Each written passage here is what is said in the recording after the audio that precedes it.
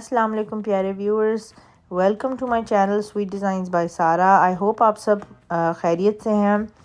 जो लोग बाज़ार की चीज़ें अवॉइड करते हैं उनके लिए खुशखबरी है, एक ट्रीट लेकर आई हूँ मैं। I am making chewy caramel toffees today, और ये इंतहाई फ़्रेश, फ्लेवरफुल और मज़ेदार किस्म की टॉफ़ीज़ बनी हैं। बच्चों से लेके बड़े हर बंदा इसको डेफिनेटली पसंद करेगा। सो आपने ये रेसिपी ट्राई ज़रूर करनी है। इंग्रेडिएंट्स भी इसमें कम यूज़ होंगे, और अगर आप मेरी वीडियो बग़ैर स्किप किए हुए शुरू से एंड तक देखेंगे तो इंशाल्लाह आपसे ये जो रेसिपी है, जो टॉफ़ी की रेसिपी है, वो आप आसानी से बना सकते हैं। So let's get started.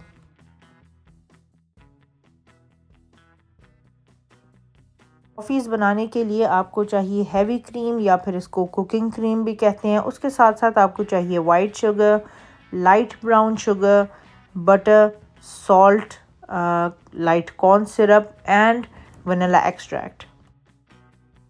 Light brown sugar आप देख रहे हैं कि हमें किस किस्म की चाहिए। It's not the dry kind, हमें चाहिए जिसका सैंड की तरह का टेक्सचर होता है। आप देख सकते हैं कि इसको मैं आपको क्लोज़ इसकी लुक दिखा रही हूँ। इस तरह की हमें लाइट ब्राउन शुगर चाहिए। आजकल बड़े बड़े स्टोर्स में इस तरह की सारी चीज़ें अवेलेबल हैं, जहाँ पे आपको बेकिंग की चीज़ें मिलेंगी, वहाँ आपको लाइट ब्राउन शुगर भी मिल जाएगी आराम से। उसके साथ साथ हमें चाहिए लाइट कॉर्न सिरप, ये भी आपको बाज़ार से आसानी से मिल जाएगा।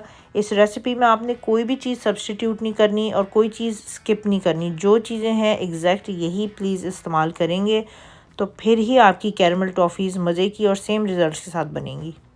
बाज़ार से ले लेना है आपने एक कैंडी थर्मोमीटर। ये बहुत इंपॉर्टेंट है, आपको एक स्पेसिफ़िक डिग्री तक कैंडी को कुक करना है, इसलिए you need this, you can not skip this. साथ ही आपको वैक्स पेपर या पार्चमेंट पेपर चाहिए, एक वुडन स्पून चाहिए, और आपको 8 इंच स्क्वायर पैन चाहिए विद फॉयल, और उसको आपने अच्छे से ग्रीस कर लेना है।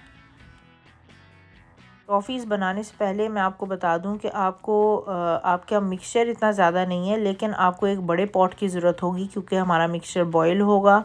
सो you need lots of space. So एक बड़ा सा पॉट ले लें जिसका बॉटम हैवी होना चाहिए ताकि अच्छी इवन कुकिंग हो। सबसे पहले आपने डाल लेनी है heavy cream, sugar, light brown sugar और कॉर्न सिरप। ये 4 चीज़ें आपने अपने पॉट में डाल लेनी है और इनको मिक्स कर लें। उसके बाद अपना चूल्हा ऑन कर लें और अपनी फ्लेम रख लें मीडियम टू लो। इस फ्लेम पर आपने बेसिकली अपनी जो चीनी हमने डाली है, light brown sugar as well as white sugar, ये दोनों शुगर्स आपने बेसिकली मेल्ट कर देनी है। सो मिक्सचर जब तक स्मूथ ना हो जाए आपने इस पूरे मिक्सचर को मिक्स करते रहना है।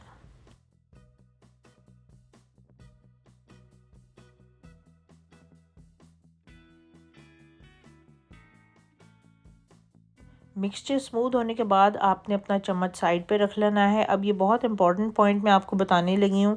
आपने अब अपने मिक्सचर को बिल्कुल भी स्टर नहीं करना, मिक्स नहीं करना। वो इसलिए कि आपकी जो टॉफ़ी है उसमें क्रिस्टलाइजेशन हो सकती है और उसमें ग्रेन्स पैदा हो सकते हैं अगर आप अब इसको मिक्सचर को मिक्स कर देंगे। सो डोंट मिक्स, इसको सिंपली आप बॉयल पे आने दें। अपने फ्लेम को मीडियम लो से अब आपने मीडियम कर लेना है, बॉयल आने दें। उसके बाद जब आपका मिक्सचर बॉयल हो जाए तो आपने अपने पॉट की जो साइड्स हैं उसके ऊपर जो चीज़ें लगी हैं वो आपने क्लीन कर लेनी है। पॉट की साइड्स को क्लीन करने के लिए ट्रेडिशनली पेस्ट्री ब्रश का इस्तेमाल किया जाता है। पानी के साथ उसको गीला किया जाता है और सिंपली पेस्ट्री ब्रश को साइडों पर रब किया जाता है ताकि साइड्स वॉश हो जाएं। लेकिन अगर आपके पास पेस्ट्री ब्रश नहीं है तो कोई मसला नहीं, आप एक बड़ा सा चम्मच ले लें, साथ में पेपर टॉवल लपेट लें थोड़ा अच्छी अमाउंट का, और उसको अच्छी तरह से गीला कर लें जिस तरह मैं आपको स्क्रीन पे दिखा रही हूँ, और आपने अपनी साइड्स इस तरह से वॉश कर लेनी है।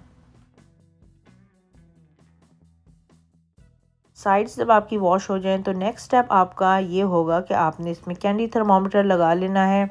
मेक श्योर करें कि आपका कैंडी थर्मोमीटर आपके पॉट को टच ना करे, अदरवाइज़ आपकी जो रीडिंग है वो इनकरेक्ट आएगी।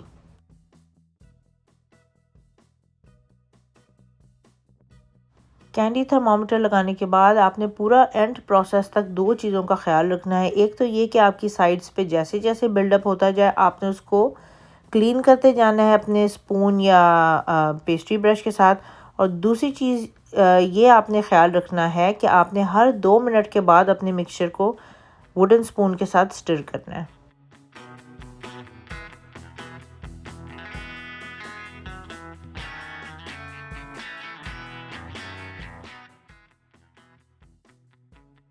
मेरे कैंडी थर्मामीटर में फ़ारेनहाइट में रीडिंग है, क्योंकि अमेरिका में फ़ारेनहाइट यूज़ होता है। ऑब्वियसली आप पाकिस्तान से या किसी और मुल्क से लेंगे जहाँ सेल्सियस यूज़ होता है, तो आपके कैंडी थर्मामीटर में सेल्सियस में रीडिंग होगी। But you can see up close कि मेरा मिक्सचर अभी तक 245, I am going for 245 to 250 degrees Fahrenheit, लेकिन अभी तक मिक्सचर मेरा वहाँ नहीं पहुँचा। So I will keep cooking my mixture on medium heat, और बस मैंने हर 2 मिनट बाद इसको मिक्स करते जाना है और साइड्स इसकी वॉश करते जानी है, दैट्स ऑल। जिन लोगों की रीडिंग सेल्सियस में होगी उनके लिए मैं सेल्सियस में डिग्रीज़ जो हैं स्क्रीन पर शेयर कर दूंगी, इसलिए डोंट वरी।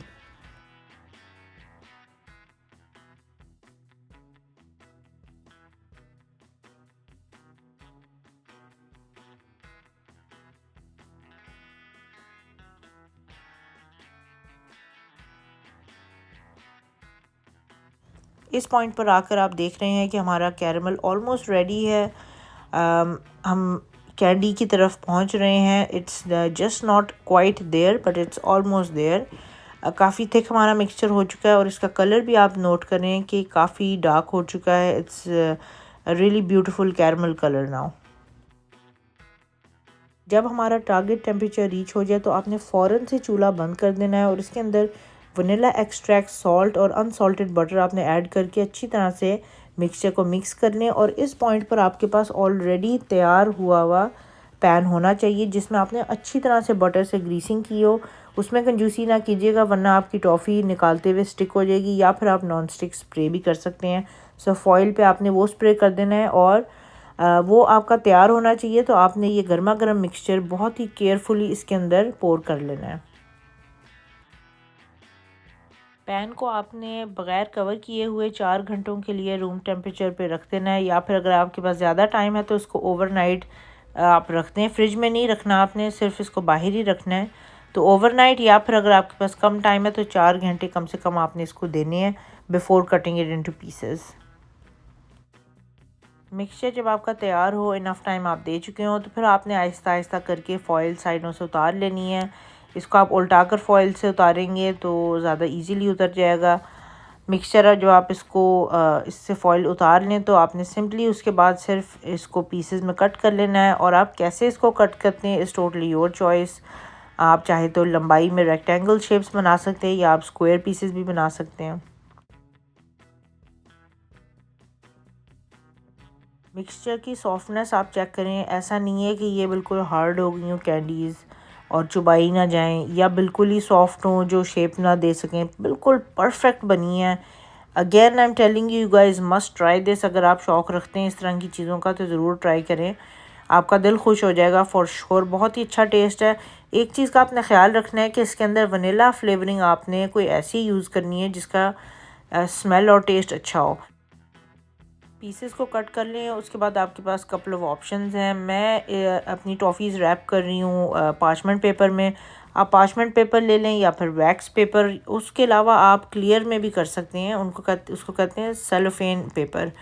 आपने देखा होगा मेरी प्रीवियस वीडियो जिसमें मैंने चॉकलेट कवर्ड स्ट्रॉबेरीज बास्केट बनाई है, उसमें मैंने सेलोफेन पेपर यूज़ किया है। तो आप वो मटेरियल भी इस्तेमाल कर सकते हैं अपनी टॉफ़ीज़ को कवर करने के लिए। तो इस प्रोजेक्ट के लिए, इस पार्ट के लिए तो आप इजीली अपने घर के किसी भी मेंबर को, स्पेशली बच्चों को साथ लगा सकते हैं। सो मेरे साथ तो मेरे बच्चों ने काफ़ी ज़्यादा टॉफ़ीज़ रैप करवाई थी। So it was a fun project. साथ में खा भी रहे थे और इसको रैप भी कर रहे थे। So it will be pretty fun.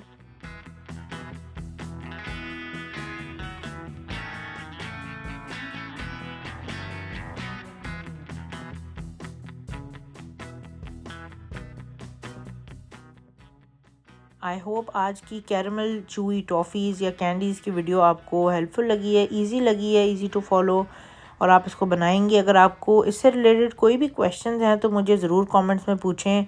Video आपको पसंद आई है तो इसको लाइक करने, शेयर भी ज़रूर करें अपने फैमिली और फ्रेंड्स के साथ। अपना बहुत सारा ख्याल रखिएगा। इंशाल्लाह नेक्स्ट टाइम आपसे फिर मुलाकात होगी एक नई वीडियो रेसिपी के साथ। अंटिल नेक्स्ट टाइम, अल्लाह हाफिज़।